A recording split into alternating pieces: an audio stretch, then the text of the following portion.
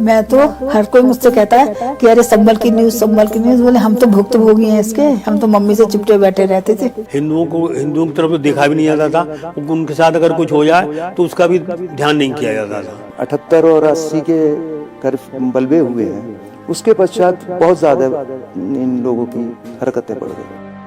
1978 के संभल दंगे के भुक्तभोगियों की ये आप बीती आपको कोई नहीं बता रहा, लेकिन राहुल गांधी पुलिस पर पत्थर बरसाने वाले अपने वोट बैंक को निर्दोष बनाने के लिए सड़क से संसद तक पहुंच गए।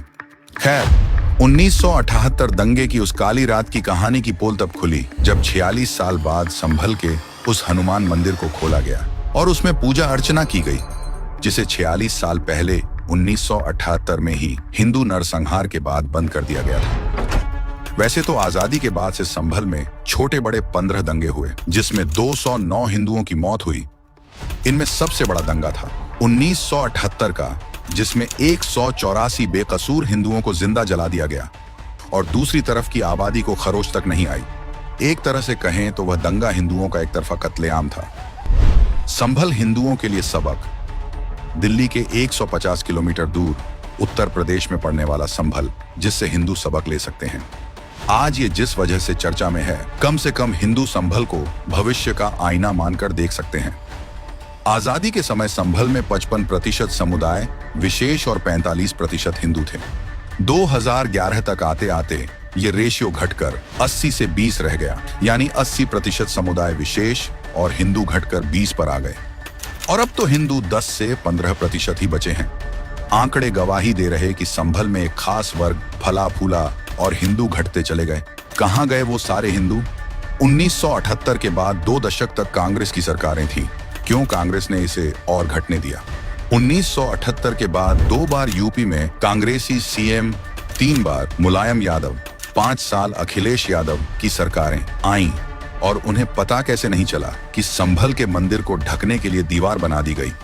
क्या आपको आबादी में इतना बड़ा असंतुलन देखकर बांग्लादेश जैसी तस्वीर आंखों के सामने नहीं आती? 4 चेतावनी, हिंदू की 4 पीढ़ियां याद रखें। संभल एक सबक इसलिए भी है कि जब एक खास वर्ग की आबादी बहुल हुई तो उसके परिणाम डरावने साबित हुए।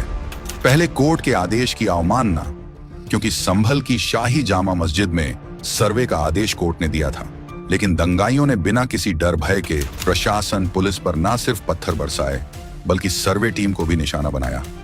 दूसरा, संभल के सांसद जिया उर रहमान बर्क ने सर्वे से पहले ही अपने बयानों से समुदाय विशेष के मन में विष घोलने का काम किया। तीसरा, जिस मोहल्ले में सांसद रहमान बर्क का आवास है, उसी दीपसराय मोहल्ले के 3 मकानों से स्मैक, कारतूस जैसी संदिग्ध चीजें मिली और लाखों रुपए की बिजली चोरी की बात छापेमारी के बाद सामने आई। यानी कि ये हमेशा प्री प्लान्ड होते हैं। चौथी जो सबक लेने वाली चीज है, इंडी गठबंधन जैसी पार्टियों से दूरी बनाए रखना, क्योंकि अब जब भी आने वाले भविष्य में संभल में मौजूद 15% हिंदू को निशाना बनाया जाएगा।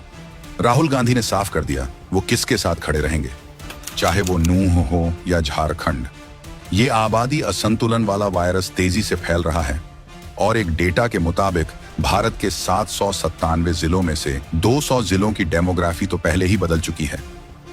अब ये आपकी जिम्मेदारी है कि इस गंभीर चेतावनी से सीख लीजिए या फिर खुद के अंत की कहानी अपने हाथों से लिखिए। कलम आपके हाथ में है।